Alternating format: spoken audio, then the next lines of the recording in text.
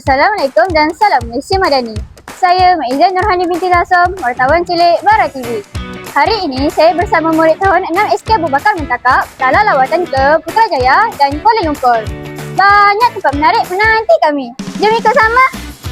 Destinasi pertama kami ialah Pusat Sains Negara. Pusat Sains Negara dibuka sejak tahun 1996, telah ditambah baik dan dibuka semula pada tahun 2025.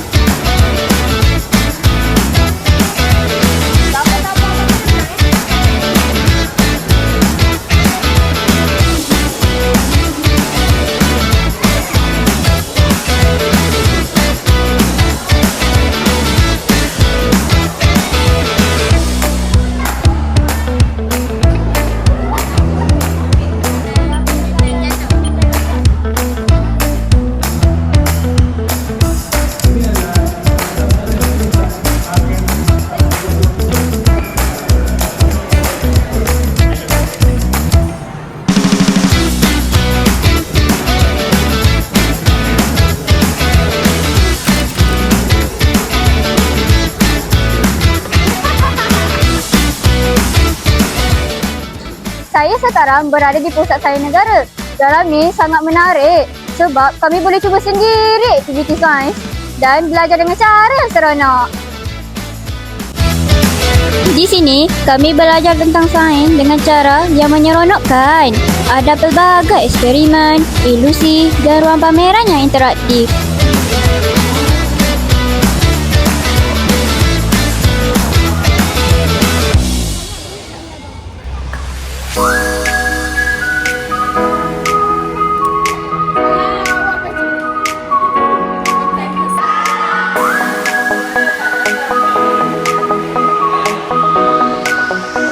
Di sini, kami dapat tahu cara coklat dibuat dan sejarah coklat dari dahulu hingga sekarang.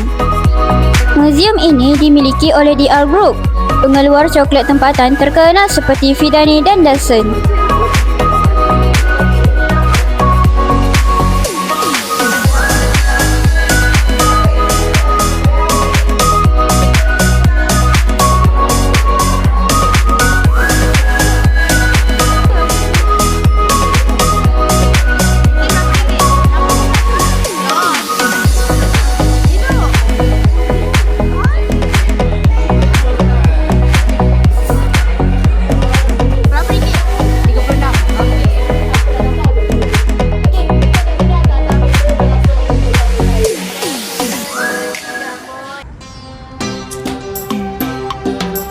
Kami kenal Al-Quran Kompleks, pusat percetakan Al-Quran kedua terbesar di dunia.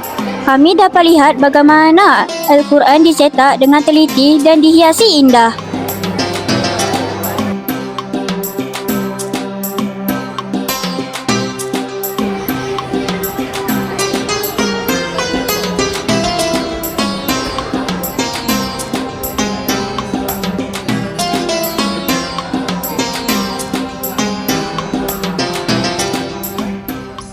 Tempat ni sangat menarik. Kami dapat belajar tentang seni hot dan proses pencetakan Al-Quran.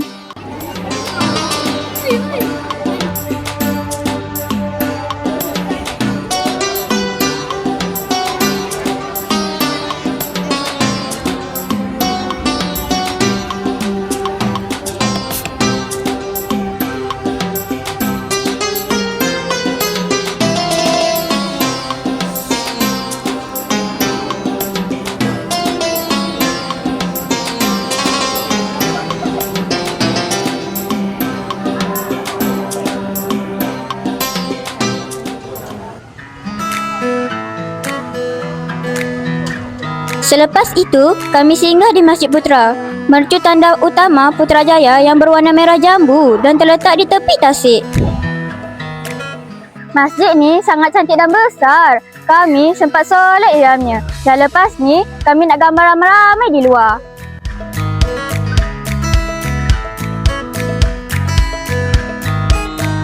Ulang tahun anak!